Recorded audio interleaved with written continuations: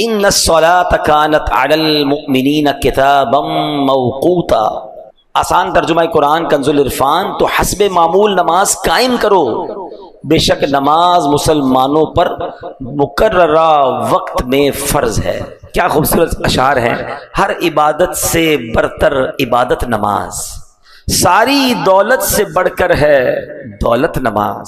یا خدا تجھ سے عطار کی ہے دعا، مصطفیٰ کی پڑھے ساری امت نماز.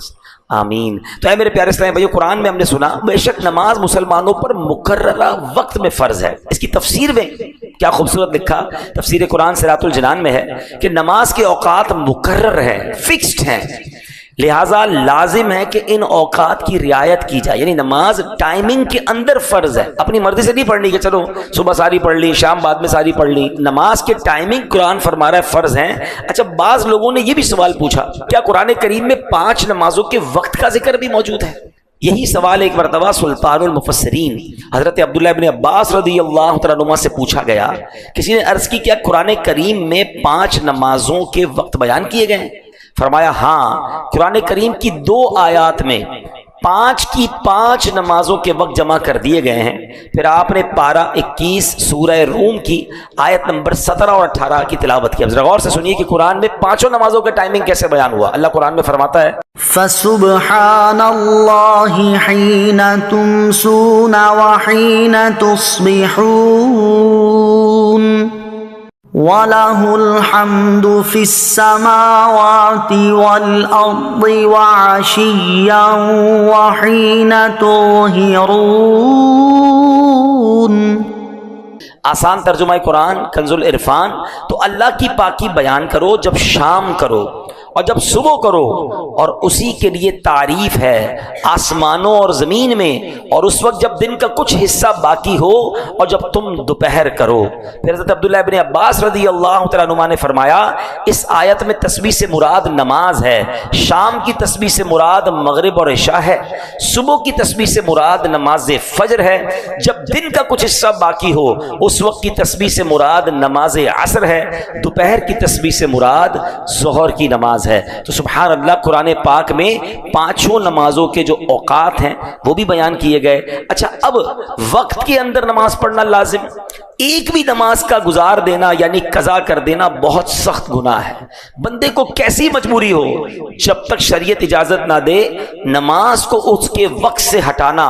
مثلا یہ سوچنا کہ یار ابھی ظہر میں مصروف ہوں، عصر کے ساتھ پڑھ لوں گا، مغرب اور عشاء ایک ساتھ پڑھ لوں گا، یہ ہرگز جائز نہیں ہے. اب ذرا غور کیجئے گا نماز ٹائمنگ میں کتنی ضروری ہے. کہ ایک مرتبہ ایک جنگ کا موقع ہے، مسلمانوں اور کفار کی جنگ ہو رہی ہے. اچھا، کافروں کو پتا تھا کہ مسلمان نماز کے بڑے پابند ہیں، عصر کی نماز کا وقت ہونے والا تھا. انہوں نے پلان کیا کہ جب یہ عصر پڑھیں گے نا ہم اسی وقت اٹیک کر دیں گے ان پر. اب یہ ان کا پلان تھا.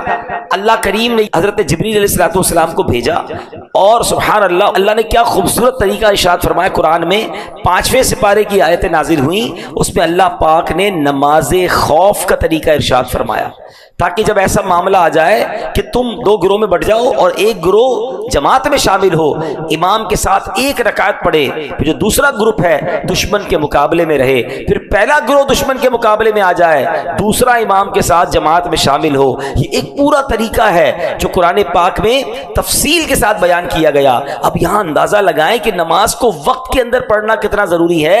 حالت جنگ میں بھی ظہر اور عصر یا مغرب اور عشاء ملا کر پڑھنے کی اجازت نہیں دی گئی. اب ذرا غور کریں کتنا امپورٹنٹ ہے کہ دشمن سامنے ہے، صفیں بنی ہوئی ہیں، عصر کا وقت آیا، یہ نہیں فرمایا کہ ابھی لڑائی ہے، جنگ ہے، اس کے بعد پڑھ لینا. نہیں، طریقہ پورا بیان ہوا قرآن میں کہ امام کھڑا ہو اور جناب ایک صف بنائی جائے، اور ایک جو گروہ ہے وہ دشمن کے مقابلے میں رہے. 1 رکعت ادا کرنے کے بعد، ایسا نہیں کہ پوری 4 رکعتیں، 1 رکعت یہ ادا کریں پھر یہ دشمن کے مقابلے میں جائیں اور وہ گروہ آ جائے.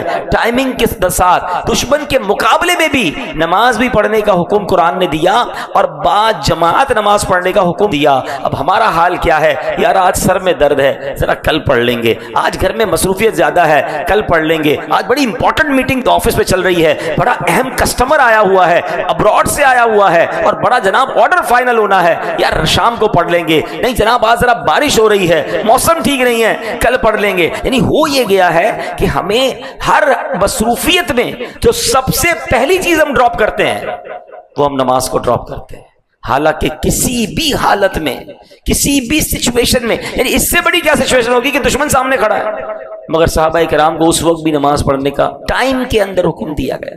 کاش یہ ریئلائزیشن ہو جائے سارے کام بعد میں ہیں، پہلے نماز ہے۔ اور میں آپ کو صحیح بتاؤں، ماشاءاللہ میں چہرے دیکھتا ہوں، آپ میں سے بہت ساروں کو جانتا ہوں کہ آپ کو اللہ نے بڑی عزتیں دی ہیں، آپ اپنے آفس کے کوئی سی او بیٹھے ہوئے ہیں، کوئی مینیجرز بیٹھے ہوئے ہیں، کوئی مالک بیٹھے ہوئے ہیں، آپ کے ساتھ ٹھیک ٹھاک لوگ وابستہ ہیں۔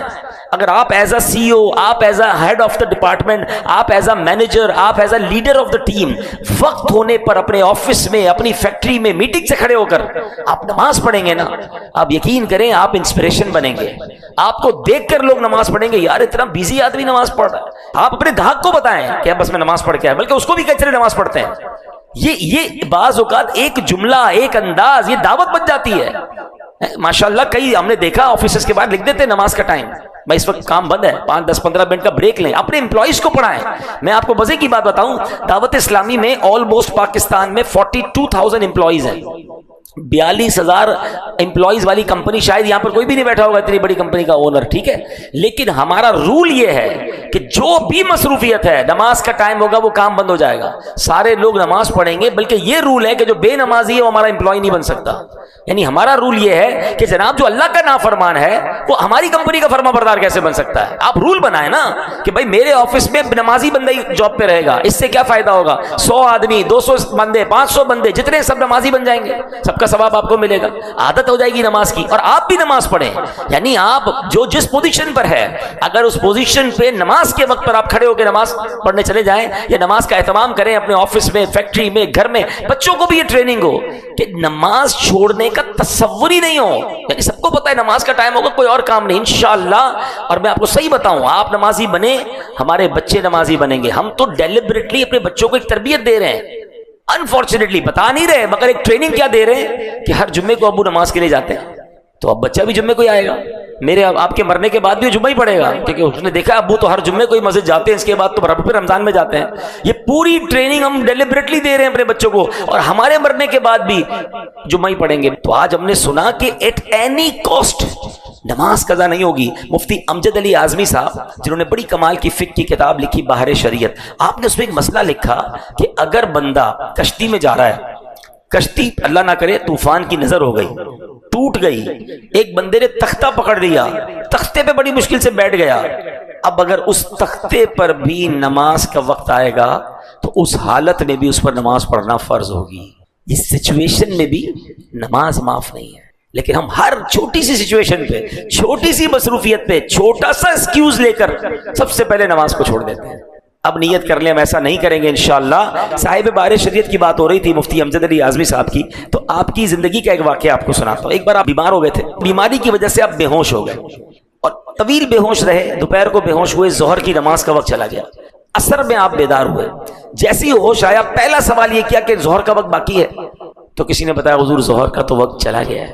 آپ کی آنکھوں سے آنسو نکلنا شروع ہوا۔ کہا حضور کہیں درد ہو رہا ہے، دوبارہ تکلیف ہو رہی ہے؟ کہہ رہا ہے اس سے بڑا درد کیا ہوگا، اس سے بڑی تکلیف کیا ہوگی کہ میری ظہر چلی گئی۔ تو انہوں نے کہا حضور آپ تو عالم دین ہیں، آپ کو تو مسئلہ پتہ ہے کہ بے ہوشی کے عالم میں اگر وقت گزر جائے تو اس پر پکڑ نہیں ہے، اس پر گناہ نہیں ہے، یہ نماز قضا ہوئی مگر آپ کے ہاتھ میں نہیں تھا۔ آپ فرماتے تو مجھے پکڑ کی بات کر رہے ہو، میں تو اس بات پر افسوس کر رہا ہوں کہ وقت مقررہ پر دربار الہی میں حاضری سے محروم رہا، مقررہ ٹائم تھا، اس وقت پر میں اللہ کی بارگاہ میں حاضر نہیں ہو سکا، مجھے اس کا افسوس ہو رہا۔ یعنی یہ وہ لوگ تھے کہ جن کے اختیار میں نہیں تھا، بیماری کی وجہ سے بے ہوشی کے عالم میں نماز کا وقت چلا گیا، اس کے باوجود تکلیف ہے۔ سچ بتائیں کبھی ہماری نماز قضا ہو، ہمارے چہرے پر، ہمارے دل میں کوئی تکلیف طاری ہوتی؟ یہ بھی بڑا مسئلہ ہے۔ نماز چلی گئی اس کا افسوس بھی نہیں ہے، پورا گھر ناشتے کی ٹیبل پر جمع ہے، سب کی فجر قضا ہو چکی ہے، ہنس کے باتیں کر رہے ہیں، کسی کو یہ فکر نہیں ہے کہ فجر چلی گئی ہے۔ کسی دن اسکول مس ہو جائے، اسکول کی وین آ کر چلی گئی، بتاؤ گھر میں کیسی افراتفری، کتنا غصہ، کتنی ناراضگی. اسکول چھوڑ دی اس نے، ٹائم پہ نہیں اٹھا، تم نے نہیں اٹھایا، تمہاری غلطی ہے. یار ایک دن کی اسکول چلی گئی، اتنی ٹینشن. فجر سب کی چلی گئی، نو ٹینشن. کیسا گھر ہے وہ، ذرا سوچئے کہ صبح ہوتی ہے اس گھر میں کوئی بھی نہیں اٹھتا فجر کے لیے. یعنی مارننگ میں ہی اللہ کو ناراض کر دیا، یعنی سٹارٹ آف دا ڈے اللہ کو ناراض کر کے ہم اٹھ رہے ہیں سارے. یار ابتدا ایسی تو ہو کہ سارے گھر والے اٹھے. اچھا اسی گھر میں الارم رکھے ہوئے ہیں، کوئی بریک فاسٹ کے لیے رکھ رہا ہے، کوئی اسکول کے لیے رکھ رہا ہے، کوئی آفس کے لیے رکھ رہا ہے، فجر کے لیے کیوں نہیں رکھ رہے؟ تو انشاءاللہ نیت کریں کہ پابندی سے ہم نماز پڑھیں گے. ایک بڑی کمال کی بات، علماء کہتے ہیں جس طرح کھانے کا وقت مقرر ہے نا، کہ اگر بندہ اس ٹائم ٹیبل کے علاوہ کھائے تو طبیعت خراب ہو جاتی ہے. بندہ کہتا ہے تمہارے کھانے کا ٹائم سیٹ نہیں، ڈاکٹر بھی کہتے ہیں بھائی ٹائم پہ کھایا کرو، کیونکہ ٹائم پر کھانا آپ کے لیے، آپ کی باڈی کے لیے ضروری ہے، ورنہ اس کے بعد آپ کی ٹائمنگ آؤٹ ہوگی تو ہاضمہ خراب ہو جائے گا. بالکل اسی طرح دل کی غذا کے یہ 5 ٹائمنگ ہیں. ذرا سمجھیے اس کو، یہ روحانیت کے دروازے کھلتے ہیں اس وقت. اگر آپ وقت مقررہ پر نماز پڑھتے ہیں نا تو آپ کے دل کو روحانیت کی پراپر غذا ملتی ہے.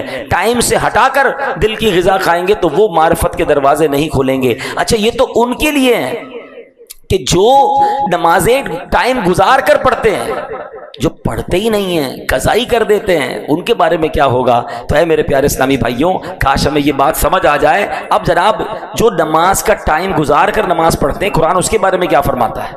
قرآن فرماتا ہے فَخَلَفَ مِن بَعْدِهِمْ خَلْفٌ أَضَاعُوا الصَّلَاةَ، تو ان کے بعد وہ نالائق لوگ ان کی جگہ آئے جنہوں نے نمازوں کو ضائع کیا. صحابی رسول حضرت عبداللہ بن مسعود رضی اللہ تعالیٰ عنہ اس آیت کی تفسیر میں فرماتے ہیں اس کا معنی یہ نہیں کہ وہ لوگ سرے سے نماز نہیں پڑھتے تھے، بلکہ معنی یہ ہے کہ وہ لوگ نماز کا وقت گزار کر نماز پڑھتے تھے. دیر سے نماز پڑھنے والوں کے بارے میں قرآن یہ کہہ رہا ہے جو سرے سے نماز نہیں پڑھتے ان کا کیا حال ہوگا.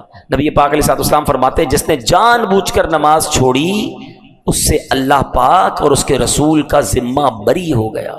اعلیٰ حضرت امام اہل سنت لکھتے ہیں جس نے جان بوجھ کر ایک وقت کی نماز چھوڑی ہزاروں سال جہنم میں رہنے کا حقدار ہوا جب تک توبہ نہ کرے اور اس کی قضا نہ کر لے. تو اے میرے پیارے اسلامی بھائیو، ہم نہیں سہ سکتے جہنم کا عذاب. ہمیں اللہ کی محبت میں، اس کی اطاعت میں 5 نمازیں پابندی سے پڑھنی ہے.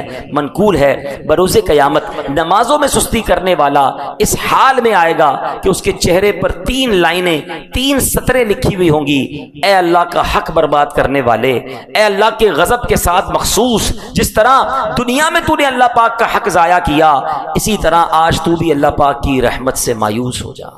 کہاں جائیں گے ہم اگر اللہ کی رحمت سے مایوس کر دیا گیا؟ ایک مشورہ دے دیتا ہوں، نماز کے ٹائمنگز پراپر پتہ چل جائیں. موبائل اپلیکیشن ہے پریئر ٹائمنگ، ٹھیک ہے، پریئر ٹائم، یہ دعوت اسلامی پریئر ٹائم آپ لکھیں گے، ایپ اسٹور پہ بھی ہے، پلے اسٹور پر بھی، اس کو ڈاؤن لوڈ کر لیں. One of the beautiful application ہے. پوری دنیا میں آپ کہیں بھی چلے جائیں، ایون آپ جہاز میں ہیں، آپ اس کی لانگیٹیوڈ ایٹیٹیوڈ جو بھی لکھیں گے آپ کو جہاز کے اندر کا ٹائم بھی وہ بتا دے گا. دنیا بھر کے لاکھوں مقامات کا اس میں نماز کے ٹائمنگ مل جائیں گے، قبلہ ڈائریکشن مل جائے گا، وظائف مل جائیں گے. جب اتنا اہم فرض نماز ہے تو ہمیں ہمارے پاس یہ ٹولز بھی ہونے چاہیے تاکہ ہم اپنے ٹائم ٹیبل کے مطابق نماز کو ادا کریں. اور انشاءاللہ ہم اللہ نے چاہا نماز کی پابندی کرتے رہیں گے تو پھر انشاءاللہ باقی برکتیں بھی ملتی رہیں گی. صلو علی الحبیب صلی اللہ تعالی علی محمد صلی اللہ علیہ وسلم.